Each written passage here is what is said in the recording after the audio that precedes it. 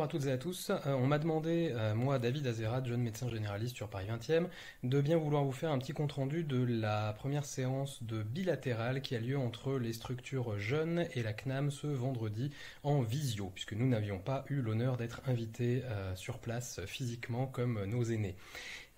Il y a donc eu une présentation PowerPoint très verticale pour que la CNAM nous explique comment dans son monde idéal il voyait les choses, et évidemment ça allait systématiquement dans notre sens puisque la CNAM n'agit que pour nous, c'est bien connu.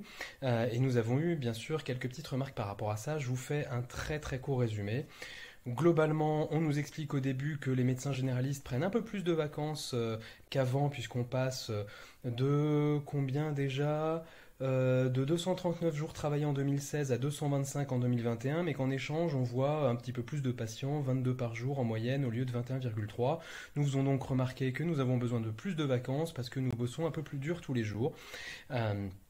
Ensuite, on embraye évidemment sur la réponse de la Sécu qui est celle de nous donner du temps médical. Alors, comment on nous donne du temps médical? Évidemment, c'est avec les assistants médicaux. Il n'y en a pas eu assez qui ont été embauchés pendant les dernières années, ça on le sait, parce que le système est très complexe, parce qu'en plus il y a un gros risque aussi à l'embauche, et parce que c'est pas simple et on n'a pas forcément envie de voir plus de monde. Alors, cela dit, la Sécu, quand on lui fait la remarque le principe de l'assistant médical, c'est quand même de faire en sorte qu'on voit plus de gens, de travailler plus. Il nous dit mais non, vous travaillez pas plus, on a plein de rapports là-dessus qui disent que vous travaillez pas plus. Non, certes, on travaille pas plus, on voit plus de monde. Donc je leur dis qu'en échange, donc on augmente la cadence, on voit les gens moins longtemps. Ils me disent mais non, c'est pas vraiment ça, etc., etc. Donc si c'est effectivement le cas avec un assistant médical, l'objectif c'est qu'on puisse voir plus de monde par jour. Cela dit, c'est logique, c'est juste un petit peu difficile à entendre qu'ils ne l'assument pas. Mais ensuite, quand on leur dit, bah oui, mais vous avez toujours une subvention qui est dégressive, c'est bien parce qu'on a gagné plus d'argent, parce qu'on a travaillé plus. Oui, non, effectivement, il faut que la subvention elle soit dégressive pour que ce soit encourageant, etc. Encourageant, on se demande pour qui, en tout cas peut-être pas pour nous. Cela dit, ensuite sur les assistants médicaux, ce qu'on peut dire par rapport à ce qui nous a été présenté, c'est que le système est censé être un peu simplifié. Bon, je vous rassure, il y a toujours autant de contraintes, c'est-à-dire que c'est toujours pas ouvert au secteur 2, ça vous devez vous en douter, qu'il faut évidemment s'engager à participer à une CPTS, c'est une obligation selon eux dans leur nouveau dispositif proposé, qui est donc pas encore décidé, voté, signé, mais en tout cas c'est leur proposition. Mais en tout cas, ce qu'ils veulent bien aussi, c'est élargir à d'autres spécialités et faire un système où globalement on n'est plus autant d'échelons, plus autant d'effets de seuil. Ça, c'est plutôt pas mal. Voilà, donc on leur a fait remarquer que c'est marrant parce que c'est exactement ce qu'on avait demandé lors des dernières négociations conventionnelles qu'on n'avait pas eu et qu'il avait effectivement fallu que la Sécu se confronte au réel avant d'opter vers quelque chose qui aille un petit peu vers ce qu'on disait nous, ce qui n'est pas forcément toujours systématiquement bête. Mais bon, on est très content en tout cas qu'il nous ait écoutés. Par contre, à la remarque de si l'objectif c'est de faciliter l'accès pour tous les médecins, on leur a posé la question pourquoi est-ce que vous faites une subvention avec des contraintes et pas juste une augmentation du C par exemple pour qu'on puisse embaucher de façon un petit peu plus facile. Pas de réponse évidemment. On leur a aussi posé la question en restant logique parce que nous tout ce qu'il nous faut c'est de la cohérence. On veut pas forcément de l'inflation, du C, etc. Ce genre de choses. En restant cohérent, pourquoi est-ce que vous ne feriez pas un système un petit peu comme les Azalées où l'embauche des assistants médicaux serait faite par une association locale qui ensuite mettrait à disposition donc des médecins sur le secteur. On nous a répondu qu'il y avait déjà des associations qui faisaient ça. Non, parce qu'ils prennent un petit peu au passage et parce qu'ils n'ont pas de pool et parce que donc on peut pas faire remplacer, c'est à nous de gérer l'embauche, c'est à nous de sous-gérer, etc. Si après ils gèrent juste l'administratif, c'est pas aussi simple que ce qu'ils pensent dans leur monde idéal, loin du terrain. Bref. Ensuite, évidemment, on s'est posé la question de où est-ce qu'on allait les mettre, ces assistants médicaux, parce qu'il faut de la place pour mettre des assistants médicaux. Et là, évidemment, pas de réponse. Écoutez, nous allons demander aux collectivités territoriales de bien vouloir se mobiliser pour vous aider. C'est un vœu pieux, comme d'habitude. Vous savez tous et toutes, surtout que ça dépend des endroits. Il y a des endroits où on a des mairies qui sont très motivées, qui vont vous trouver des super locaux, qui vont vous donner ça pour pas un rond. Et puis, il y a d'autres endroits où ça va être l'enfer. Par exemple, en zone centre urbaine, puisque oui, il existe des zones très déficitaires en zone urbaine et pour le coup les mairies c'est pas aussi facile que ça.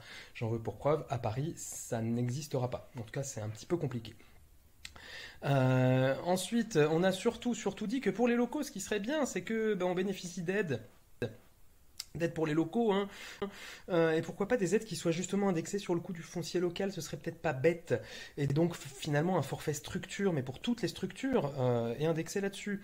Et donc pas que de la ROSP, dont on reviendra un petit peu là-dessus après. Mais en tout cas voilà, un forfait structure pour que dans les zones urbaines, on puisse quand même se les permettre, puisque c'est pas forcément très simple. On a évoqué les complexités d'embauche des assistants médicaux dans les MSP, ce qui est toujours pas prévu dans les textes. On nous a renvoyé aux ACI MSP. Le problème, c'est que la dernière est entrée en vigueur là tout de suite, donc la prochaine c'est dans 5 ans. Je vous laisse imaginer que ça va pas être pour tout de suite. Cette simplification d'embauche via une structure et non pas directement d'un médecin vers un assistant médical, ce qui est le modèle aujourd'hui.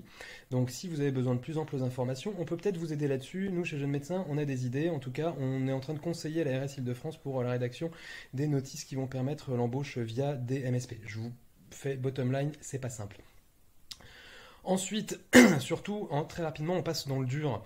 On a parlé de ce qui était l'engagement pour les médecins, ce qui est désormais plus un engagement entre un médecin et son patient, et désormais on passe dans une nouvelle optique, c'est un nouveau paradigme, c'est l'engagement populationnel. Et on a eu d'ailleurs une diapo là-dessus, et évidemment, donc nous médecins devons nous adapter maintenant pour offrir des solutions à tout le monde sur le territoire et pas que à notre patientèle. Et donc là où viennent évidemment plusieurs contraintes, qui sont d'adhérer à une CPTS, de participer à la PDSA, de participer au SAS, de participer aux actions de santé publique. Également, on nous a sorti un accompagnement des médecins qui doivent partir à la retraite pour qu'ils soient plus facilement remplacés, ce genre de choses.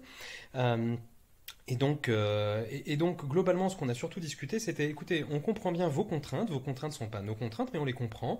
Nous n'avons pas été formés pour faire du populationnel, mais on veut bien évidemment s'y coller un petit peu. Par contre, si vous faites des points qui sont obligatoires, évidemment, ça va pas nous plaire, donc il faut que tout ça soit optionnel. On ne doit pas impérativement participer à une structure locale, surtout si on ne peut pas blairer les gens qui sont structurés localement, ça paraît un petit peu une évidence.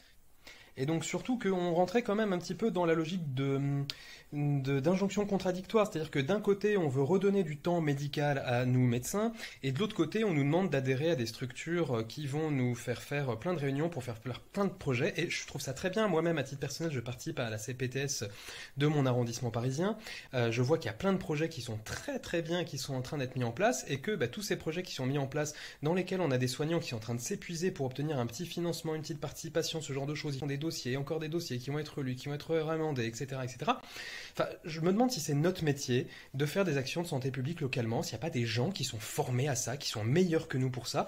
Il y a des actions auxquelles nous, on pourrait participer, évidemment, mais j'ai l'impression qu'on nous fait perdre du temps, encore une fois, à participer à ce genre de choses. Bref, j'ai pas la science infuse sur la question.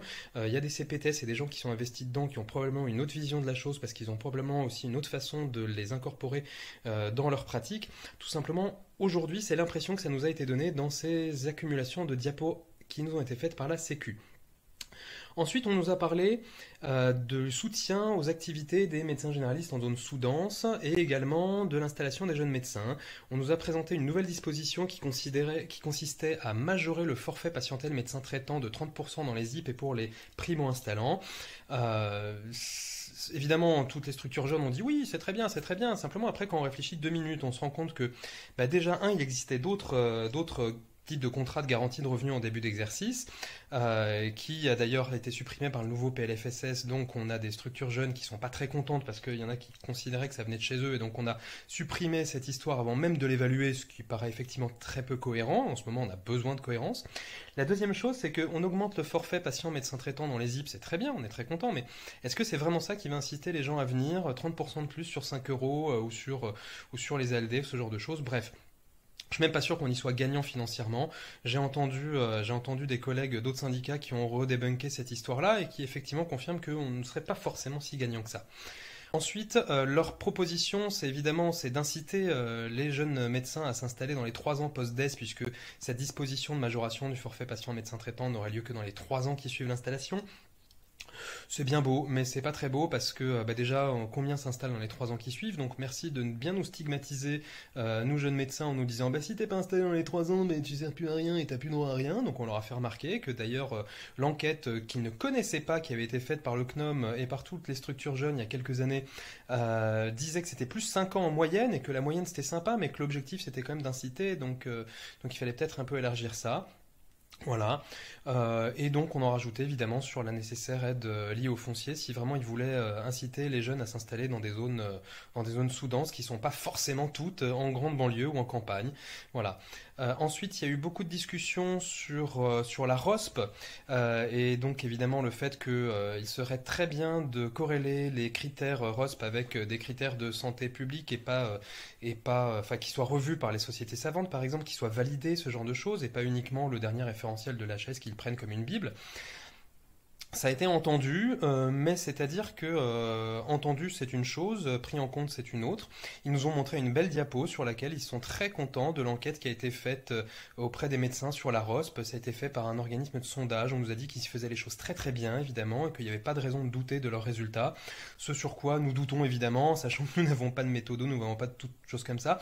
Donc on s'est pas lancé dans un cours évidemment de lecture critique d'articles comme pour les externes, mais on a eu envie de leur expliquer qu'il y avait des biais dans tous les sens à ce genre d'enquête et que non, peut-être que l'ensemble des médecins n'était pas forcément très favorable ou plutôt favorable à la ROSP, en tout cas sous son aspect actuel. C'est-à-dire que si on est favorable évidemment à recevoir les sous-sous de la ROSP, nous ne sommes pas forcément favorables aux critères qui sont à l'intérieur et d'ailleurs nous aimerions pouvoir les discuter. Or, ce n'est toujours pas possible.